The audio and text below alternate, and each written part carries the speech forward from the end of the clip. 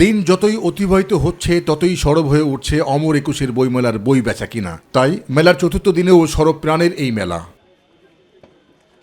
তবে এবারই প্রথম বাঙালির প্রাণের মেলায় দর্শনার্থীদের তুলনায় পাঠক সমাগম বেশি হওয়ায় লেখক, প্রকাশক ও বিক্রেতাদের মাঝে বিরাজ করছে এক ধরনের স্বস্তি। কনক পাবলিকেশন থেকে আমাদের দুটো বই বের হয়েছে এবার।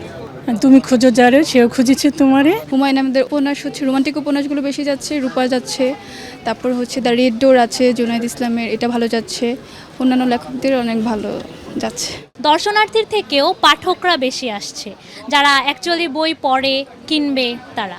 আর মেলায় পাঠকরা বলছেন এবারকার একুশের বইমেলা সেজে উঠেছে অন্যরকম এক ভিন্ন আমেজে। ফলে বেগ পেতে হচ্ছে না পছন্দের বই সংগ্রহ করার ক্ষেত্রে। আমাদের কাছে বই অনেক গুরুত্বপূর্ণ একটা জিনিস, সেই জন্য আমরা যখনই যেখানেই বই পাই চলে আসি বই কেনার জন্য। খুব শান্ত পরিবেশে আমরা বই কিনতে পারছি।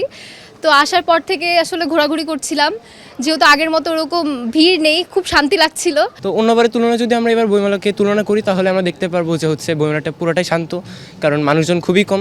আমরা এই বইমেলার শান্ত নিবিড় পরিবেশটাকে উপভোগ করছি। অমর একুশের বইমেলার জবনিকা ঘটবে চলতি মাসের 15 তারিখ। তাই রাত 9টার মধ্যেই মেলার সব দ্বার বন্ধ হয়ে যাবে জেনেও মেলায় ঘোরাঘুরিতে ব্যস্ত বই পাগল বাঙালিরা। আপনি এদিকে আসেন না, তাহলে লাইভটা নষ্ট। জাহিদ আহমেদ বাবু, মাই টিভি, ঢাকা।